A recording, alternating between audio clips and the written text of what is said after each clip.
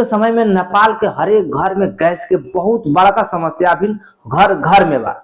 कारण का भाई उस गैस के जे होखेला काहे होला गैस, और गैस में हमनी कहाँ कमी कमजोरी करता निशान। तो सबसे पहले हमनी के गैस होके के कारण मुख्य कारण तो हमनी के खान पान, हमनी के जीवन शैली बा, जिससे हमनी के का खाना पीना खाता निशान, जैसे कि ज्यादा हमनी अनियमित में खाना खाते निशान, बहुत ज्यादा खाना खाता निशान, या फिर हमनी के जीवन शैली में प्रॉब्लम बाटे, जहां से हमनी के मतलब गैस्ट्रिक के समस्या दिखाई पड़ेला। ओकरा बाद बाटे हमनी के का बाटे कि पेट के जौन हमनी के पेट में एसिड जौन बढ़ेला उहे गैस करावेला, या पेट के भीतरी भाग में हमनी के सूजन हो जाला, जहां से गैस्ट्रिक शुरू होला।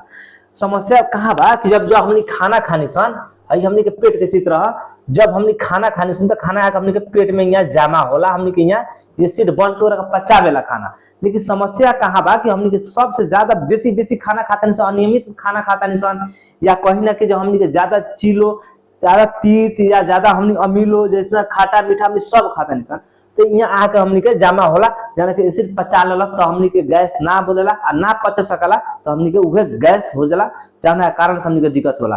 कारण का बा जैसे कि हमनी के खाना खाता नहीं, रात के खाना खाते मात्र में हमनी के खाना में आवेला।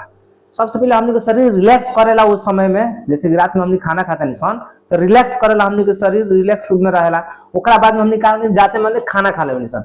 खाना खइला के बाद का होला कि जब हमनी के अब शरीर में जब पेट में आवेला खाना, तो पेट जब हमनी के काम करेला शुरू पचावे के शुरू करला तक हमनी के चट्टे सूत जाने सन।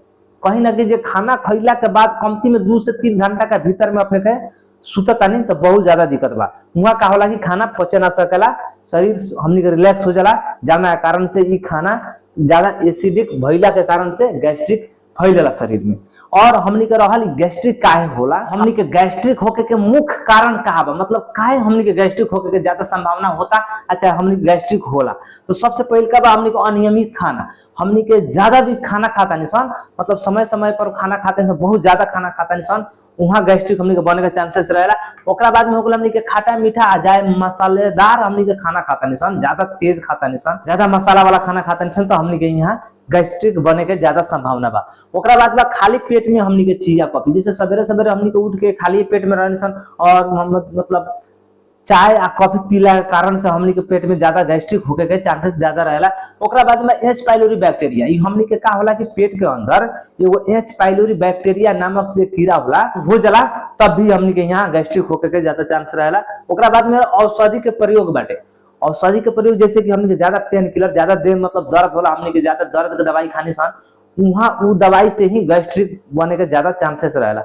ओकरा बाद में रहल हमनी के मंदिरा और धूम्रपान, जिससे कि हमनी के लागू पदार्थ ही सब खातन से सेवन करतन सन, जावना के कारण से हमनी के पेट में गैस्ट्रिक बने के चांस रही। ओकरा बाद में आ गेल हमनी के तनाव, ज्यादा हमनी तनाव में रहतन से, ज्यादा टेंशन में रहतन से, ज्यादा सोचतन सन, तो वहां भी हमनी के यहाँ पेट में गैस्ट्रिक होके के चांसेस बहुत ज्यादा रहेला। अब का बा कि हमनी के लक्षण का बा, ई गैस्ट्रिक हो गए, गैस्ट्रिक हमनी के पहचानल जाई कि हमनी के गैस्ट्रिक हो गेल बा, और लक्षण का तो हमनी के गैस्ट्रिक के लक्षण देखी का बा कि हमनी के पेट के जवन है पेट हो गेल, एकरा ऊपरली जवन भाग बा यहाँ बहुत तेज दुखाई, या कि जलन खाने जैसे बुझाई कि भीतर कुछ जरता, वो हमनी के लक्षण दिखाई दी। ओकरा बाद में बाटे हमनी के पेट लूज हो जाई और फूले लागे, जैसे कि पेट गैस भरी हमनी के पेट के आकार बढ़ला, मतलब फूलल कह जी ओकरा के।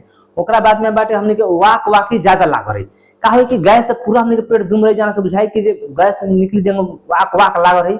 आ सबसे ज्यादा हमनी के डकार बहुत आई, डकार अइला के कारण से हमनी के फेस, हमनी के पेट में गैस्ट्रिक बाटे कह के हमनी के बुझल जाई। ओकरा बाद में बाटे जो हमनी के गैस्ट्रिक ई के यहाँ बचल जाई जैसे। अब हमनी के रखल गैस्ट्रिक से बचे के उपाय का अपनावल जाए, तो सबसे पहले हमनी के समय समय पर पौष्टिक तत्व खाए के पड़ी, मतलब पौष्टिक खाना अच्छा से खाना खाइए, पौष्टिक खाना खाइए। ओकरा बाद में ज्यादा हमनी के और कुछ नहीं के खाए के। ओकरा बाद में हो गल हमनी के तीखा या खाटा, या हमनी के बहुत तीत वाला सामान, ये सब नहीं के खाए के, ज्यादा मसालेदार भी चीज नहीं के खाए के, जाना कारण से हमनी के गैस्ट्रिक ना हो। ओकरा बाद में बाटे हमनी के जे खाली पेट में ज्यादा देर तक नहीं के रहे के, मतलब ना होला कि सवेरे के खाना पीना खइले बानी, सवेरे के भात पानी पीले बानी, एक बार सांझ के ऊँग नहीं करे के। ओकरा बाद में बाटे हमनी के प्रशस्त मात्रा में पानी पिए के बा। तनाव जौन बाटे हमनी के, तनाव जौन हमनी के टेंशन बाटे ओकरा के दूर कइले, ई सबसे हमनी के बचल जाए गैस्ट्रिक से। तो हमनी के समझ आ गइल कि गैस्ट्रिक का ह, काहे होला, और कारण का ह, लक्षण का ह, ऐसे बचल के न जाए। तो उम्मीद करत हो कम सन कि अपने के ई गैस्ट्रिक का है समझ आ गेल हो कि और अपने अपना जीवन में गैस्ट्रिक के भगान वो अपने के ऊपर बाटे।